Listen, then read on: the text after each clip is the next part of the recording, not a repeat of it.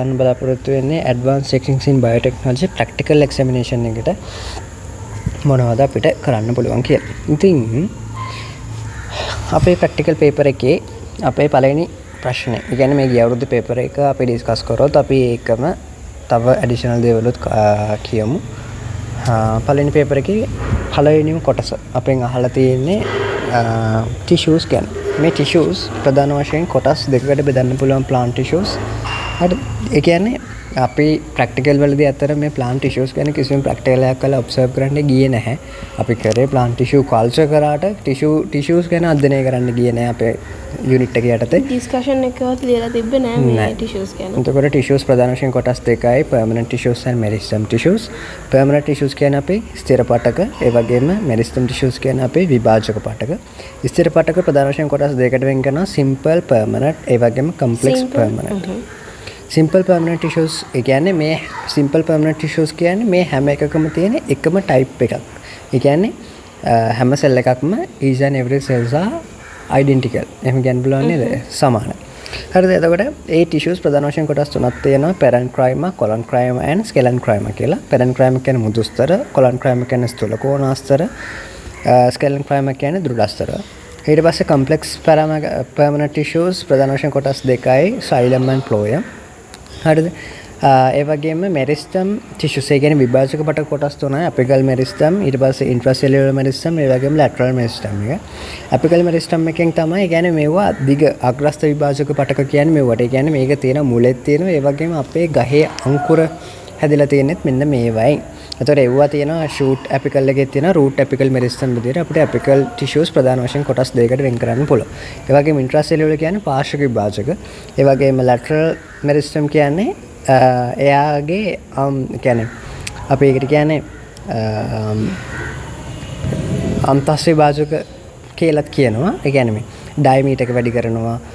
වැස්කියුලර් කැම්බියම්, coke කැම්බියම් වගේ දේවල් තියෙන්නේ. එයාගේ අපි දැන් මේ පින්තූර තුනක් අපිට දීලා දෙනවා. මේ පින්තූර තුනෙන් ඔය ටිෂුස් තුන අදාළ වෙන්නේ මොන සෙක්ෂන් එකේ යටතේද කියලා තමයි කතා කරන්න තියෙන්නේ.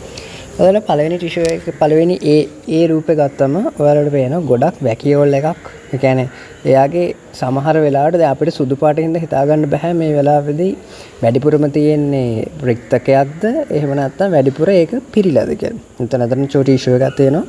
එතකොට අපි සාමාන්‍යයෙන් ගත්තොත් parenchyma tissue එකක් ගත්තම එයාගේ vacuoles තියෙන්නත් පුළුවන්. ඒ වගේම නැති වෙන අවස්ථාවලුත් අපිට දක්නට ලැබෙන microscopic images වල. හරිද? ඒ කියන්නේ සමහර වෙලාවට air spaces තියෙන්න පුළුවන්. ඉතින් ওই පින්තූරේ හැටියට නම් ඔක්කොම air spaces වෙන්න බෑ.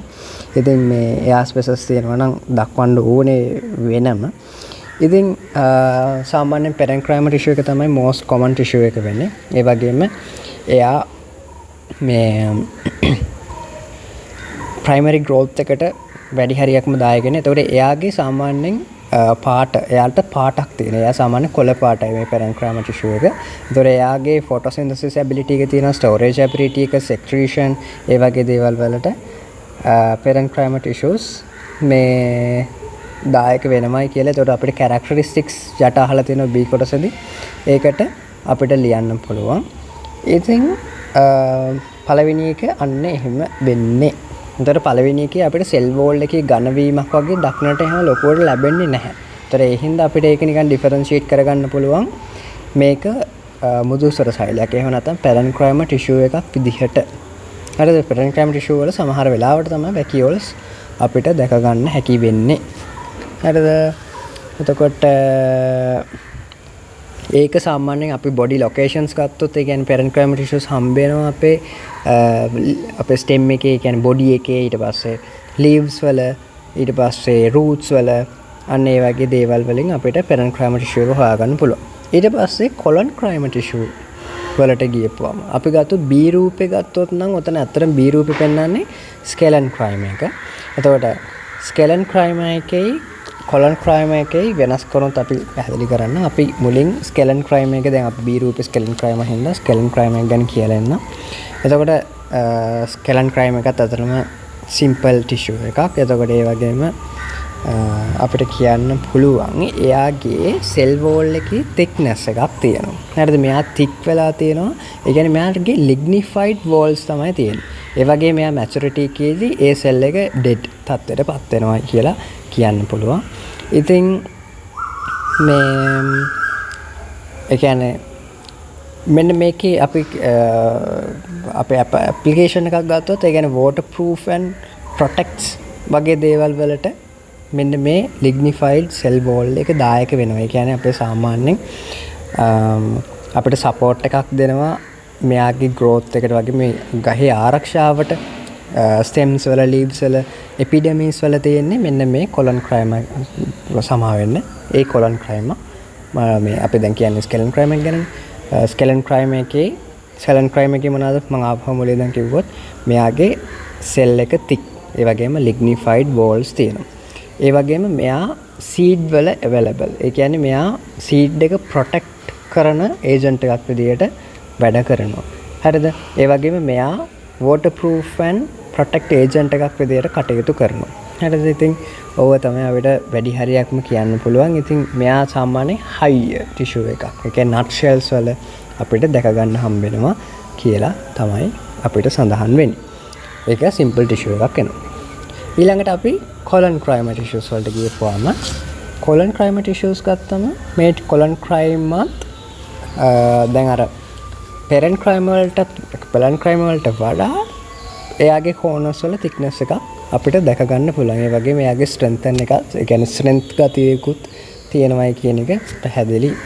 ඒ වගේම මෙයාගේ දැන් කොහොමත් සෛල ඒ කියන්නේ ශාක සෛලේ ඝනවීමක් වෙනවා නම් ඒකට අනිවාර්යෙන් pectin. එතකොට අපිට pectin ගැන ওই වෙලාවේදී කියන්න පුළුවන්. හැබැයි මෙයා maturity එකේදී මෙයා alive. හැබැයි sclerenchyma ගත්තම මෙයා maturity එකේදී dead cell බවට පත් වෙනවා අර නිකන්. ශාකේ කෙරවල අර අපිට කිව්වොත් මේ මොනවාද අපේ අර වටේ පොත්ත ওই පොත්ත. එතකොට අපිට කියන්න පුළුවන් sclerenchyma. ඒතර sclerenchyma ඇතුළතින් ඉන්න එකක් අපිට කියන්න පුළුවන් collonchyma විදිහට. ඒ කියන්නේ කොහොම හරි මේ parenchyma තමයි collonchyma වෙලා collonchyma තමයි sclerenchyma වෙන්නේ. ඒක එහෙම කියන්න පුළුවන්ද කියන එක 100%ක්ම මම දන්නේ. ඒක එහෙම වෙයි. හරිද?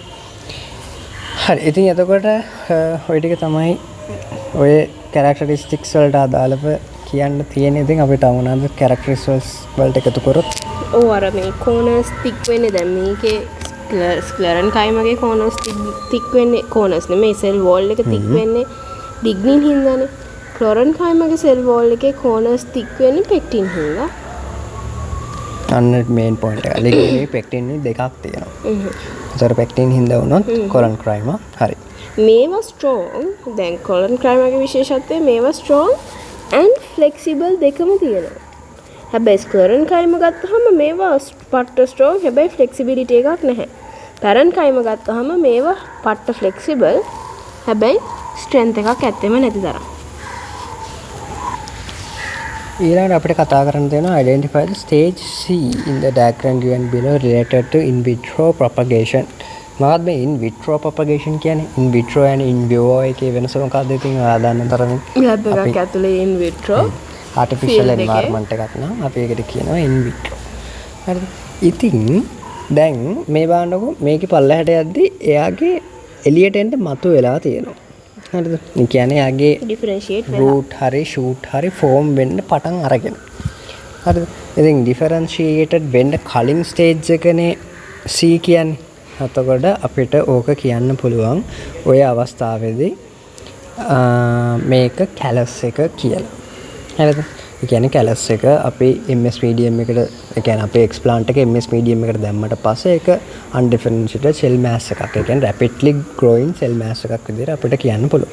අයිති මම උත්තර ටික ඔහොමම කියලා තියෙන්නේ. මොකද ඉතින් අපේ මේ describe stage C කිව්වහම undifferentiated cell mass එක කොහොම තමයි. ඔව් ඒ කියන්නේ callus formation කිව්වනම් හරි stage එක මොකද්ද කියලා අහම. ඒතකොට උඩින් ලියවෙන්න ඕනේ callus formation කියලා. හරි.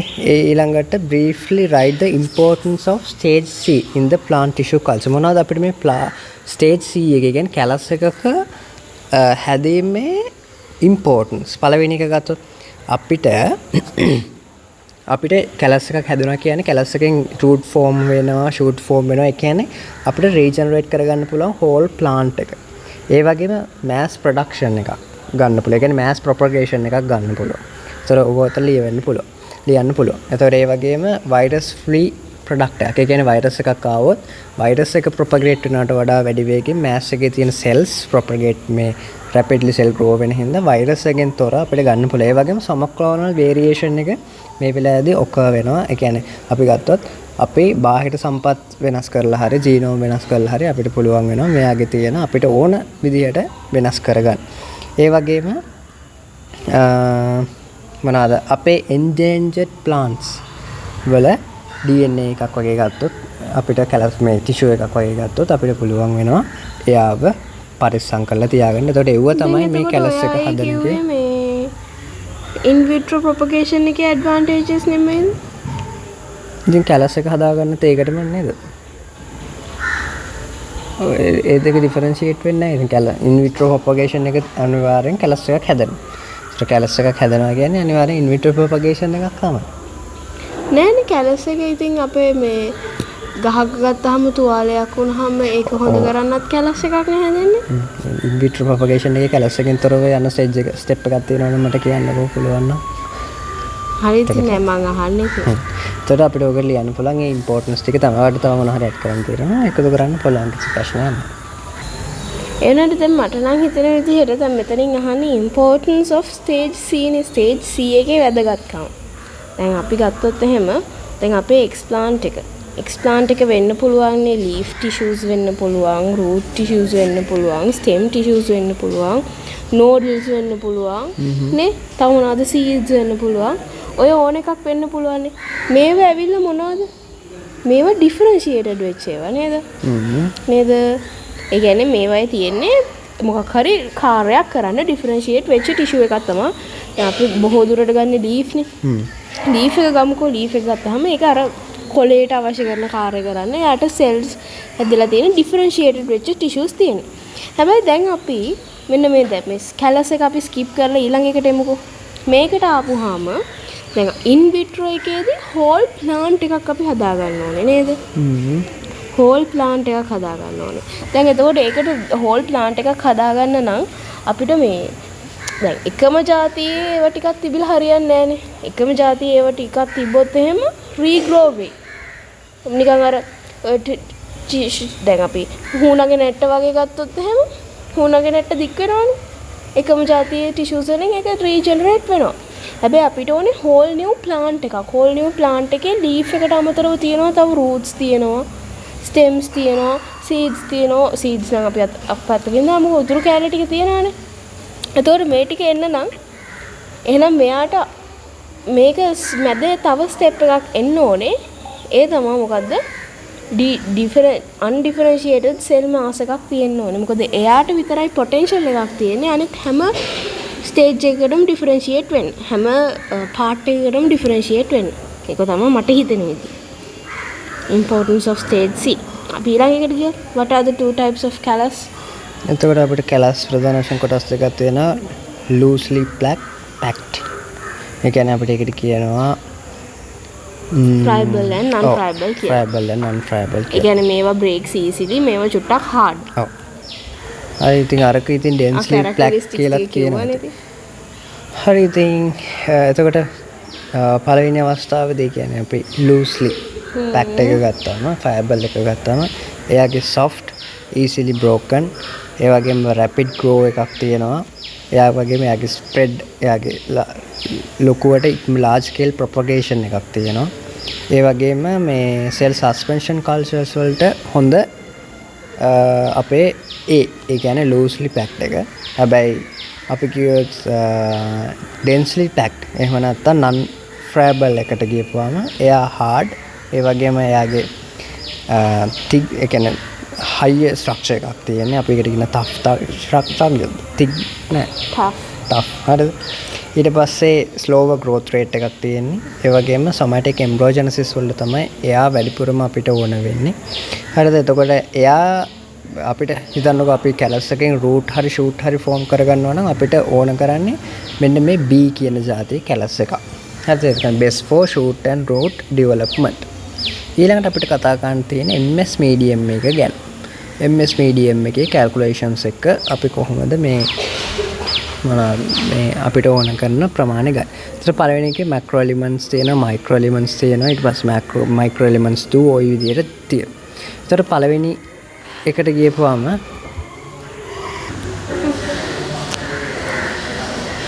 අපිට මේ 2 liters of MS medium එක හොයාගන්න අපිට මේ stock solution එකෙන් කොච්චර ඕනේද කියලා තමයි අපි මේ දැන් calculate කරන්න යන්නේ.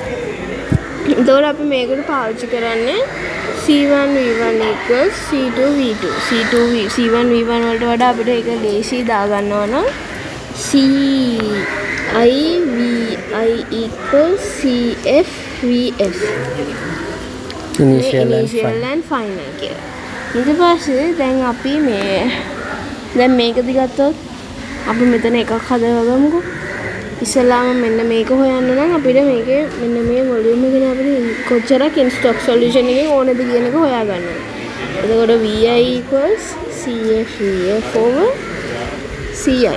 ඔහොමනේ. ඔන්න ඕක තමයි අපිට basically ඕනේ කරන්නේ.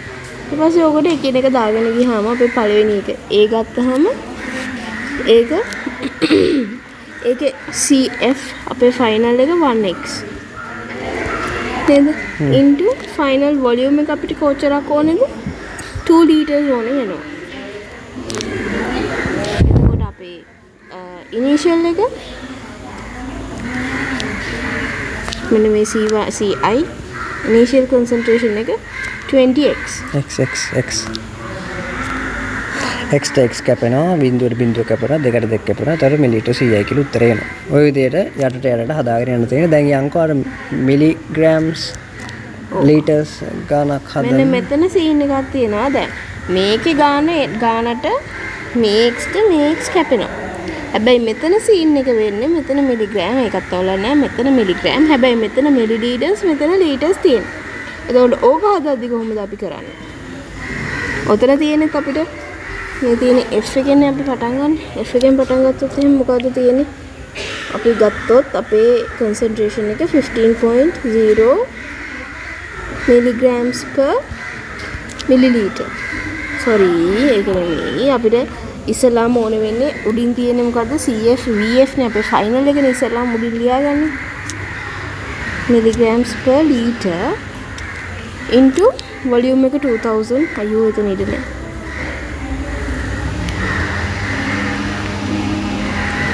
5.0 milligrams per liter into 2000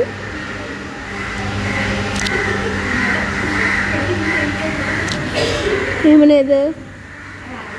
නැද්ද? මන්ට ඔහොම පුරුදු නෑ මම අර විදිහට හදන්න. යට හදපු තියෙන.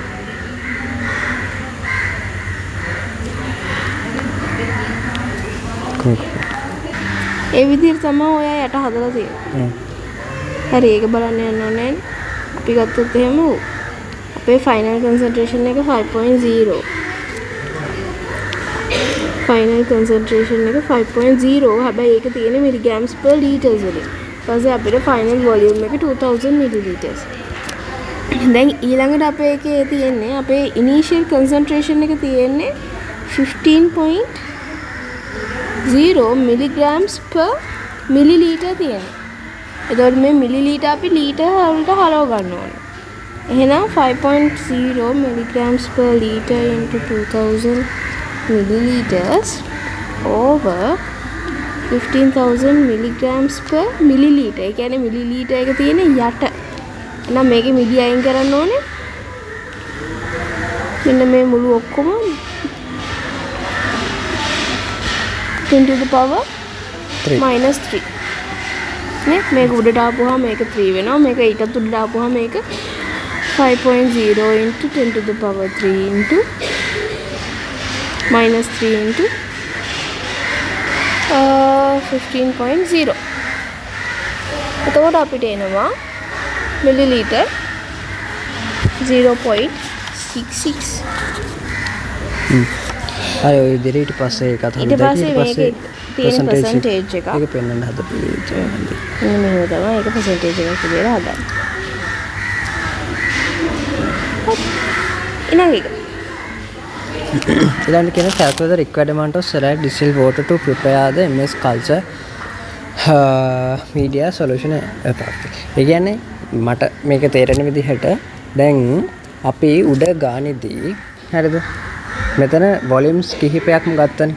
ඒ කියන්නේ මෙන්න මේ ටිකනේ අපිට MS medium එකට කොන කරන වොලියම්ස් ටික. ඒතර මේ ටිකේ සම්පූර්ණ එකතුව ගත්තම අපිට එන්නේ 245.66 මිලිලීටර කියලා. හරිද? ඒතර MS medium එකේ අපේ සම්පූර්ණයෙන් කීයද? මිලිලීටර්ස් 2යි. ඒතර ලීටර්ස් 2කින් ওই ප්‍රමාණය අඩු වුණාම ඉතුරු ටික DI වලට එකතු කරන්න ඕනේ කියලා තමයි මම දන්න ධර්මයෙන් මට තේරෙන්නේ. කීයද 245යි? 0.66යි. එතකොට ඒක 2000න් අඩු කරපුවාම 1754.34 කියලා එනවා. ඕකේ මොකක් හරි වෙන කමෙන්ට් එකක් තියෙනවා. ඒ කියන්නේ වෙන හදන විදිහක් ඕගොල්ලන්ට තේරෙනවා නම් යට කමෙන්ට් එකක් දාන්න කියලා ආරාධනා කරනවා. හරි ඊළඟට අපිට කතා කරන්න තියෙන්නේ SDS charge. මොකද්ද මේ SDS charge මොනවාද? Sodium dodecyl sulphate. ඔව් මොකටද ඒකට අපි පාවිච්චි කරේ? Polyacrylamide gel electrophoresis. ඔව් මොකද්ද ඉතින් ඒකෙන් අපි කරේ? ඒකෙන් අපි කරේ ප්‍රෝටීන් සෙපරේට් කරා according to its molecular weight. Size එකත් එක්කත් ඔව් weight එකත් එක්ක කරපු එක තමයි කරේ. එතකොට අපිට ඒකෙන් ප්‍රෝටීන් එක මොකද්ද කියලා අඳුර ගන්න බෑ. බට් අපි ඒ කියන්නේ සයිස් එක අනුව වෙන් කරගත්ත එක විතරයි කරේ. එතකොට මෙයාගේ ඇපරේටස් එක ගත්තම ඔය ඇපරේටස් එක අපි නම් කරොත් ඒ කියන්නේ බෆර් ටැන්ක් එක. හරිද? ඊට පස්සේ B කියන්නේ ඕකේ ඕපනින් කී. ඊට පස්සේ C කියන්නේ ඕකේ combs. D කියන්නේ ඕකේ gel plates. gel plates කියලාත් කියනවා. casting glass plates. glass plates කියලාත් කියත හැකි. ඊට පස්සේ E කියන්නේ ඕකේ gel casting cassette එක. F කියන්නේ එක පොඩි ප්‍රශ්නයක් තියෙනවා. F කියන්නේ cassette holder එක. ඔව් cassette holder එක. කියලා අපි කියමු ඉතින් ඒක තමයි කාර්යයේ ඒ උනට ඒකේ නමක් තියනවාද කියලා අපි දන්නේ නැහැ. මේ G කියන්නේ මොකද්ද කියලා අපිට පේන්නේවත් නැහැ. ඔව් G එක ඇත්තටම මම හිතන්නේ ඔය අර මේ අපි ඔය අර ජෙල් දෙක සෙපරේට් කරන්න දෙකක් දාන. ඒ කියන්නේ අපිට ඕකේ එක වතාවේ සැම්පල්ස් දෙකක් රන් කරන්න පුළුවන්. ඒ දෙක සෙපරේට් වෙන්න දාන එක කියලා තමයි මට නම් හිතෙන්නේ. හරි. හරි. ඊට පස්සේ ඕකේ එක එකකින් එක විස්තර කරන්න කියලා දෙනවා. ඉතින් අපි බෆර් ටැන්ක් එකට ගිහපුවම බෆර් ටැන්ක් එකේ විස්තරය ගත්තම ඕකේ තමයි අපේ චේම්බර් එක සපයන්නේ. ඒ වගේම අපේ තියෙන බෆර් එක සම්පූර්ණයෙන් කන්ටේන් වෙන්නේ ඕක ඇතුලේ. ඕක තමයි උතර අයනයිස් වෙන්නේ. ඕකේ තමයි ඊට මෙහෙට යන්නේ. උතර B ගත්තම අපේ ඕපනින් කී එක ගත්තා. ඕපනින් කී එකෙන් තමයි අපි දැන් ජෙල් දෙක අපි හදාගත්තට පස්සේ ඒ කියන්නේ ඉලෙක්ට්‍රොෆෝරෙසිස් එක කරාට පස්සේ ඒක ජෙල් එක ෆෝම් වුණාට පස්සේ ඒක ජෙල් එක ග්ලාස් එකෙන් ගලවන්න පාවිච්චි කරන්නේ අපි මෙන්න මේ ඕපනින් කී එක. ඊට පස්සේ C එක කොම්බ් එකෙන් තමයි මේ වෙල්ස් හදන්නේ. ඒ කියන්නේ අපි ගත්තොත් උඩ තියෙනවනේ ඕකේ ජාති දෙකක්. ඒ කියන්නේ මොකද්ද ඔකට කියන්නේ? ඕකේ තියෙන ජාති දෙක stacking and resolving. ඔව් stacking and resolving එකේ. ඒ කියන්නේ stacking එකේ අපේ අර වෙල්ස් හදන්නේ මෙන්න මේ කොම්බ් එකෙන්. ඊට පස්සේ D එකට ගියපුවාම D එකේ තමයි අපේ ඒ කියන්නේ මේ ජෙල් එක හදන ග්ලාස් එක තියෙන්නේ. ඒ කියන්නේ ජෙල් එක හදන්නේ අර තුනී ජෙල් එකක් හදන්න පාවිච්චි කරන ග්ලාස් එක තමයි ඕක. ඒතර ඕකේ හරි කුඩ් ඩර්ට් පාටිකල්ස් තියෙන බෑ, යා බබල්ස් තියෙන බෑ, ඒකේ ස්පෙસિෆිකේෂන්ස් තියෙනවා. ඒතර F එක ගත්තම ඒක හෝල්ඩ් එකක් විදිහට කටයුතු වෙනවා. ඒකෙන් තමයි මේ කැසට්ස් දෙක හෝල් කරගෙන ඉන්නේ කැසට්ස්. ඊට පස්සේ G එකෙන් කරන්නේ අපි ජෙල්ස් දෙකක් එකපාර රන් කරනවා නම් ඒ දෙක වෙන් ඒ කරන්නේ. දෙක සෙපරේට් කරන එක තමයි ඕකෙන් කරන්නේ. ඊළඟට ගියාම අපිට තියෙනවා plant tissue culture වල essential equipment. ඔව්. පළවෙනි එක ලැමිනා ෆ්ලෝ එක. ලැමිනා ෆ්ලෝ එකෙන් අපිට ස්ටෙරයිල් එන්වයරන්මන්ට් එකක් ප්‍රොවයිඩ් කරනවා. ඊට පස්සේ ඔටෝක්ලේව් එකට ගියපුවාම සම්පූර්ණ ඔක්කොම ස්ටෙරිලයිස් කරන කටයුතු කරන්නේ එයා. ඉන්කියුබේටර් එකට ගියපුවාම එයා තමයි කන්ට්‍රෝල් කරන ටෙම්පරේචර් එක ඒ වගේම හියුමිඩිටි එකෙන් මේ කරනවා.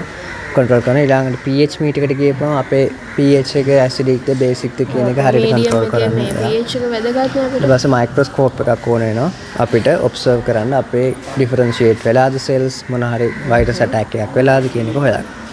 ඊළඟට අපි ක්වෙස්චන් නම්බර් 7 එකට ගියපුවාම ඕක බේස් වෙන්නේ අපේ පළවෙනි ටියුට් එකේ පළවෙනි කොටසත් එක්ක. එතකොට අපි ගත්තොත් අපේ ওই ස්ටේජස් ටික. ඒ කියන්නේ මයික්‍රෝ ප්‍රොපගේෂන් එකේ ස්ටේජස් ගත්තොත් ඔක්කොම ස්ටේජස් තියෙන 5ක්. පළවෙනි ස්ටේජ් එක තමයි ඉන්ට්‍රොඩක්ෂන්. ඒ කියන්නේ ඉනිසියේෂන් ස්ටේජ් එක. ඉනිසියේෂන් ස්ටේජ් එකේදී මුලින්ම අපි එක්ස්ප්ලාන්ට් එක වෙන් කරගන්නවා. ඊට පස්සේ මල්ටිෆිකේෂන් ස්ටේජ් එක. මල්ටිෆිකේෂන් ස්ටේජ් එකේදී ඒක ග්‍රෝ වෙන්න ඉඩ හරිනවා. ඒ කියන්නේ කැලස් ෆෝම් එක වෙන්නේ මල්ටිෆිකේෂන් ස්ටේජ් එකේදී. ඊළඟට රූට් ෆෝමේෂන්, ඊළඟට ෂූට් ෆෝමේෂන්. ඒ කියන්නේ මුල් අද්දනවා, දළු දානවා. ඊට පස්සේ ඇක්ලමටයිසේෂන්. ඒ කියන්නේ අපේ සාමාන්‍ය කන්ඩිෂන් එකෙන් හાર્ඩ් කන්ඩිෂන් එකට මාරු කරන එකට අපි කියනවා ඇක්ලමටයිසේෂන්. නැත්නම් අපි කියනවා ග්‍රීන් හවුස් එකකට මාරු කරන එකට අපි කියනවා ඇක්ලමටයිසේෂන් කියලා. ඉතින් ඕකෙදී B C ABC කියන්නේ A කියන්නේ රූට් ෆෝමේෂන්, B කියන්නේ ෂූට් ෆෝමේෂන්, C කියන්නේ ඇක්ලමටයිසේෂන්. ඉතින් ඔය තුන තමයි ඕකෙන් අහන්නේ. ඉතින් ඊට පස්සේ අපිට ඊළඟ ප්‍රශ්නෙන් අහනවා briefly mention how the oxine and cytosine to cytosine ratio. cytosine කියලාමයි කියන්නේ. ratio should be adjusted to promote the growth stage A and B given above. ඒ කියන්නේ දැන් A කියන්නේ මොකද්ද? A කියන්නේ root formation stage එකනේ. root formation stage එකේදී අපිට ඕනේ high oxine ප්‍රමාණය. එතකොට oxine to cytokinin ratio එක ගත්තම high oxine ratio එකක්, cytokinin ratio එක low. හැබැයි B stage එකට ගියපුවම oxine ratio එක low, cytokinin ratio එක high වෙන්න ඕනේ. ඔන්න ඕක තමයි ඔය ratio එකෙන් කියවන්න තියෙන්නේ. ඒක ඉතින් අට ඩොට්ස් දෙකක් දාලා ලියන්න පුළුවන්. හරිද? මොකද ලියන්නේ? high oxine, low cytokinin, මොකයිද? root formation. Stage A. Stage A. Low oxine, high cytokinin. Stage B. Write the important factors to be considered when designing a PCR primer. Primer එකක් ඩිසයිඩ් කරද්දී අපිට ඕන කරන් සෙඩ ගන්න ඕන ෆැක්ටර්ස් එක මොනවද? Primer එකක් කියන්නේ මොකක්ද අතරම? අපේ ජීන් එකේ අදාළ කෑල්ල තියෙනවා නම් ඒකට කම්ප්ලිමන්ට් වෙන කෑලි ටිකනේ. ඒකට කම්ප්ලිමන්ට් වෙන කෑල්ල අපි ඇයිසොලේට් කරන්න පාවිච්චි කරන්නේ ප්‍රයිමර් එකක්. හරිද? ඒතර ප්‍රයිමර් එකෙන් තමයි අපේ අදාළ කරන DNA කොටස වෙන් කරගන්න ලීඩ් ප්‍රමුඛත්වය ගන්න. ඒතර ප්‍රයිමර් එකේ ලෙන්ත් එක. ඒ කියන්නේ එයාගේ නියුක්ලියෝටයිඩ්ස් රේන්ජ් එක ගත්තොත් 17 ඉඳන් 30 වෙනකම් වෙන්න ඕනේ. එතකොට එයාගේ එක කන්සිඩර් කරන ෆැක්ටර් එකක් තමයි ප්‍රයිමර් එකේ ලෙන්ත් එක. එතකොට එයාගේ 17 ඉඳන් 30 නියුක්ලියෝටයිඩ්ස්. ඊට පස්සේ මෙල්ටිං ටෙම්පරේචර් එක ගත්තම 17 ඉඳන් 30.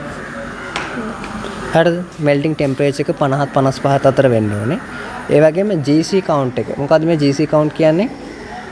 GC කියන්නේ guanine cytosine. guanine cytosine count එක සාමාන්‍ය 50%කට වැඩි වෙන්න ඕනේ. හරිද? මොකද්ද melting temperature කීයද? සෙල්සියස් එක 50 55 අතර. 50 65 අතර. හරිද? එහෙම නැත්නම් ඇනලින් එකේදී එයා මෙල්ට් වෙලා යන ඔක්කොටම කරනවා. හරිද? ඒ වගේම මෙයාගේ ඒ කියන්නේ මේ there should be no complementary between two primers. ඒ කියන්නේ දැන් මෙයාගේ forward primer එක reverse primer එකයි තියෙනවනේ. ඒ දෙන්න අතර complementary ගතියක් තියෙන්න බෑයි කියලා කියනවා. මොකද නැත්නම් ඒ දෙන්න bond වෙනවනේ. හරි ඊළඟ 4 components of PCR mixture. මොනවාද? පළවෙනි component එකේ DNA template එක අපිට ඕන වෙනවා. ඒතර DNA template එක අපිට ඕන කරන්න, ඒ කියන්නේ amplify කරන්න ඕන sample එක, fragment එක, DNA fragment එක. ඊට පස්සේ 2 primers අපිට ඕන වෙනවා. reverse primer එකයි forward primer එකයි විදිහට අපිට ඕන වෙනවා. ඒ කියන්නේ beginning එකයි end point එකයි තිරණය කරන්න. ඊට පස්සේ අපිට ඕන වෙනවා tag polymerase. ඒක මොකටද ඕන වෙන්නේ? කට් කරන්න. ඔව්. ඒ region එකෙන් හරියට copy එක DNTPs. ඔව්. DNTPs ඕන වෙනවා. ඒ කියන්නේ අපේ polymerase DNA polymerase එකෙන් bind වෙලා මේ chain එක හදන්න. හරිද? ඊට පස්සේ අපිට ඕන වෙනවා buffer එක ඕන වෙනවා. හරි ඊට පස්සේ DNTPs අපි කතා කරා. ඒ කියන්නේ ඒ ටික ඊට පස්සේ buffer එක ගත්තම එයා stable chemical environment එකක් provide කරනවා අපේ DNA polymerase කට්ටියට වැඩ කරන්න ඕන කරන ඒ buffer tank එකෙන් buffer එකෙන් තමයි. magnesium chloride. හරිද? magnesium chloride තෝරට කැමති නම් ලියතයි කිසි ප්‍රශ්නයක් නැහැ. ඒ buffer එකේ කැලලා නෙමෙයි මම දන්නේ. හරි කොහොම හරි. ඒවා වුණේ ඒ විතර වහන්න නැහැ පහයි නහන්න. හරි. ඊළඟ එක ලියන්න කියනවා write 3 online tools. online tools ඉතින් අපි online search කරලා බලපුවාම primer 3 කියලා එකක් එනවා. NCBI primer කියලා tool එකක් ආවා මට. ඊට පස්සේ bench linking කියලා එකක් ආවා. ඒතකොට ඔය වගේ දේවල් පාවිච්චි කරන්න පුළුවන්. ඊළඟට question number ඊළඟ එකේ මේ බලන්න A කියන්නේ දැන් මේ තියෙන primers නේ මේ primers ලගේ පොඩි cases. ඒ කියන්නේ මේ prime එකක් අතර set වුණාම මොකද වෙන්නේ?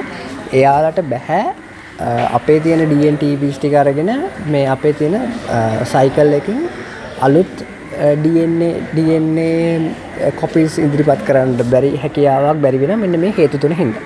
ඒතර පළවෙනි එකේ එයාගේ prime එකේ තියෙනවා එයාටම complementary වෙන විදිහට යනවා. මෙන්න මේ වගේ එකට අපි කියනවා hairpin. හරිද? ඊළඟ එක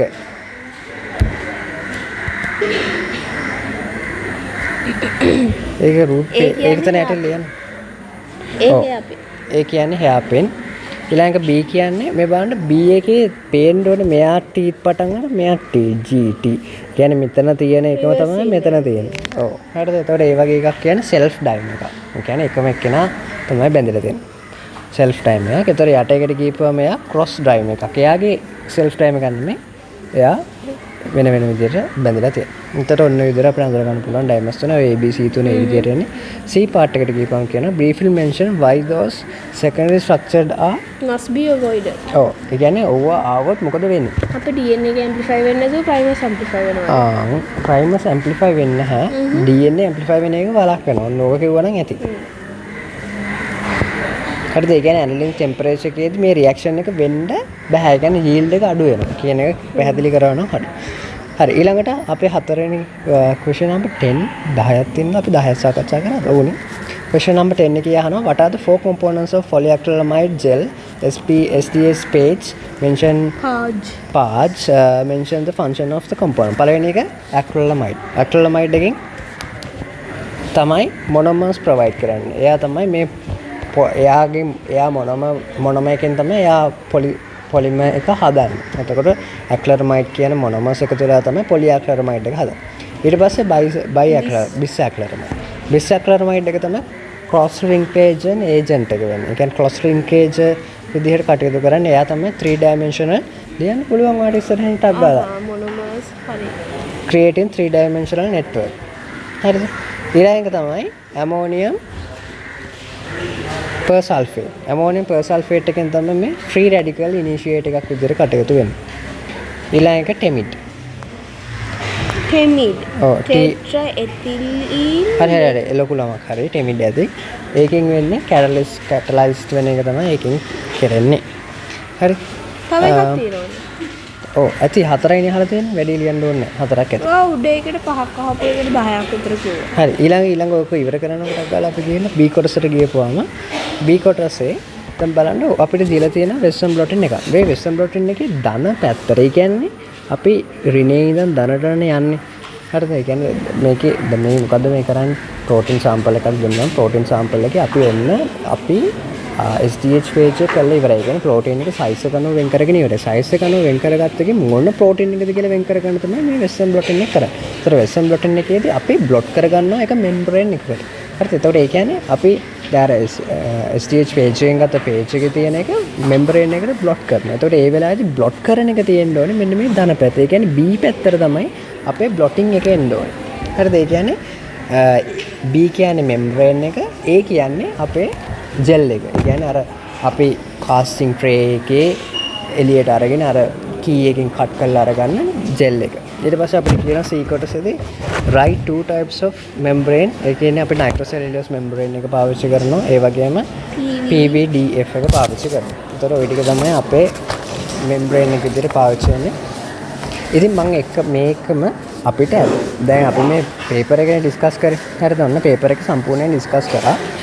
ඒ වගේම මම චොට්ටක් මේකට එකතු කරන්න කැමතියි. අපේ practical number 1 එකේ තමයි microbial control strategies and preparation of stock solution.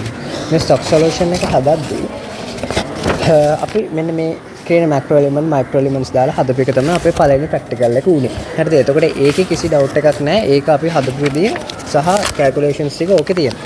ඊට පස්සේ දෙවෙනි practical එක උනේ අපේ preparation of culture medium and surface sterilization of explant කියන. ප්‍රැක්ටිකල්ස් දෙකක් විදිහට ගියේ. ඔව්. එකක් ස්ටෙරිලයිසේෂන් එක වෙනම කරා. ඔව් culture medium preparation එක වෙනම කරා. එතකොට මේකේ අපි හරිද ගත්තම දැන් මුලින්ම කරේ හරිද මේක දැන් අපිට පියවර නිකන් හරි ඇහුවොත් හරිද මම මෙන්න මෙතන චුට්ටක් හරිද අපේ ලීෆ් පාර්ට් එකක් තියෙනවනේ ඔන්න ලොකු ලීෆ් පාර්ට් එකක් තියෙනවා ඒක අපි කොටස් වලට බෙදනවා හරිද ඔන්න අපි කට් කරා ඊට පස්සේ අපි මොකද කරේ මේ ලීෆ් පාර්ට් එක දාලා තියෙනවා මෙන්න මේ පේපර් ක්ලෝත් එකක් එක්ක වතුරේ ඒ කියන්නේ අර අපි මේ මොකක්ද මෙන්න මේකට මෙම්බ්‍රේන් එක කියන්නේ ක්ලෝත් එකක් දැම්ම කියන්නේ සුදු පාට චීස් ක්ලෝත් එකක් නැත්තම් ග්ලව්ස්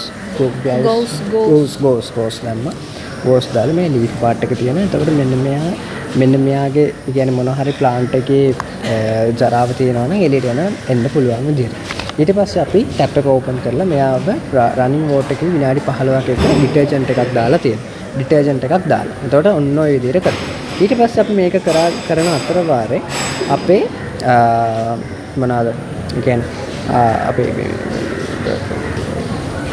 බන්සන් බර්න් එක පත්තු කරලා අපේ තියෙන අර ලූප්ස් ට්විසර්ස් අනම් මොන ඔක්කොම ටික රෙඩ් හොට් වෙනකන් කරලා ඒව ස්ටෙරිලයිස් කරලා හෑන්ඩ්ස් ස්ටෙරිලයිස් කරලා ඊට පස්සේ අපේ කප්ස් ඒ බොටම්ස් ෆෝසෙප්ස් ඒ ඔක්කොම ස්ටෙරිලයිස් කරලා UV ලයිට් එක තියෙනවා UV ලයිට් එක ඔන් කරලා ඒ ඒරියා ටික ඔක්කොම කලවම් කරලා ස්ටෙරිලයිස් කරලා තියා ගන්නවා ඊට පස්සේ අපි මොකද කරන්නේ මේ ලීෆ් පාර්ට් එක ගන්නවා ලීෆ් පාර්ට් එක අරගෙන ඒක අපිට ඕන සයිස් එකට කපා ගන්නවා මෙන්න මේ එක්ස්ප්ලාන්ට් එකක් විදියට. මේක ඊට පස්සේ ඩිස්ටිල් වෝටර් වලින් චුට්ටක් හොදලා අපි මේක දානවා ක්ලෝරෙක්ස් වලට.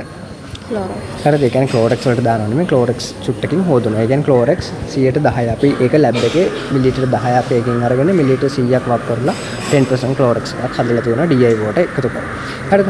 ඊට පස්සේ මේකට අපි ලීෆ් පාර්ට් එක දාලා ක්ලෝරෙක්ස් සොලියුෂන් එකකින් හොදලා අපි මේක හොඳට ෂේක් කරනවා. හරිද? ඔව්. හරිද? ඊට පස්සේ අපි මෙයාව මේ 70% එතනෝල් වලින් ඩිප් කරලා හොදනවා. ඒක සාමාන්‍යයෙන් 3 seconds ඒ වගේ ඊටාම සුළු ප්‍රමාණයක්. ඊට පස්සේ ආයෙ ඩිස්ටිල් වෝටර් වලින් හොදලා අපි පෙප්සිසයිඩ්ස් එකක් දානවා. පෙප්සිසයිඩ්ස් වලින් හොදලා ඊට පස්සේ ආයෙ හොඳ බ්ලේඩ් එකක් අරගෙන මෙයාව වුණකන් චූටි කෑල්ලට කපලා ඊට පස්සේ ඒ කියන්නේ මෙතනින් අපි ගන්නෙ හෝල් පාර්ට් එකේ. මෙතනින් තමයි අපි ගන්නේ අර එක්ස්ප්ලාන්ට් කෑල්ල අපි ගන්න ග්‍රෝ කරන්න ගන්න කෑල්ල. ඕක බ්ලේඩ් එකේ දාලා කපලා මේක MS medium එකේ දාලා ග්‍රෝ කරන එක තමයි අපි කරේ මේ සෙල් සස්පෙන්ෂන් ඔන්න සීන් එකේදී. හරිද? ඒ කියන්නේ ආයෙ මම කිව්වා මෙයා ගත්තා රනින් වෝටර් වල විනාඩි 15ක් හිටියද ඊට පස්සේ ආයෙ විනාඩි 10ක් 20ක් හොදනවා ක්ලෝරෙක්ස් දාලා ඊට පස්සේ 3 times හොදනවා DI වෝටර් වලින් ඊට පස්සේ අපි 30 seconds 70% එතනෝල් වල ඩිප් කරනවා ඊට පස්සේ අපි ට්‍රාන්ස්ෆර් කරනවා මෙයා පේපර් ටවල් එකකට දාලා මේ බ්ලොට් කරනවා ඊට පස්සේ අපි මෙයාගේ සෙන්ටිමීටර්ස් වගේ ඩයමීටර් එකට තියෙන කැලිටි කරගෙන නියුට්‍රියන් මීඩියම් එකට දාන එක තමයි අපි මෙන්න මේ වෙලාවේ කරන්නේ හරිද ඒක තමයි අපේ දෙවෙනි ප්‍රැක්ටිකල් එකේ කරේ ඔච්චර තමයි අපේ අනේ අපි තව කරා මේ ප්‍රැක්ටිකල් එකක් අපේ මේ මෙරිස්ටම් එක හරිද ඒ කියන්නේ අර මේ අපිකල් මෙරිස්ටම් එක කියන්නේ අපි ගත්තේ කෙහෙල් මුලක් කෙහෙල් මුලේ ෂූට් එකයි රූට් එකයි දෙකම තියෙන. ඒතර කෙහෙල් මුලත් ඔය විදිහම ඔය ප්‍රොසීඩිය එකම අනුගමනය කරපු හැබැයි ෆංගිසයිඩ් එකක් ගහනවා කෙහෙල් මුලේ. අරකිට ෆංගිසයිඩ් එකක් දාන්න. හරිද? දෙකට ෆංගිසයිඩ් දාන්න. මම දන්නේ සාමාන්‍ය ප්‍රොසීඩිය එකේ තියෙන ෆංගිසයිඩ් එක දාලා අපි දාලා තියෙනවා කලින්ගෙත් දෙකේදීම ෆංගිසයිඩ් එක දාලා තියෙනවා. ඒතර ඕක අරගෙන ලැමිනර් ෆ්ලෝ එකේ දාලා ඕක ග්‍රෝ කරලා හදන එක තමයි කරේ. ඉතින් ඊට පස්සේ සීඩ් කල්චරින් එකට ආපුවම සීඩ් කල්චර් එකේ අපි කරනවා ෆයරින් කියලා එකක්. ෆ්ලේමින් කියලා එකක් කරනවා. ඕක තමයි මේ ඔය ටිකේ වෙනස වෙන්නේ. නැතුව අනිත් සේරම එකම ටික තමයි වෙන්නේ. හරිද? ඉතින් එතකොට අපි හිතනවා අපේ කරේ ඉතින් ප්‍රැක්ටිකල් ඔච්චරයි. ඉතින් lesson blot එකේ PCR එකේ theory parts ටික ඔක්කොම cover කරනවා අපේ කලින් වීඩියෝ එකකින්. ඉතින් ඒව බලා ගන්න ඕන නම් කලින් වීඩියෝ එක බලන්න. ඒතර paper එකේ සම්පූර්ණ discussion එක මේ ඔතනින් නිමා වීමට නියමිතයි.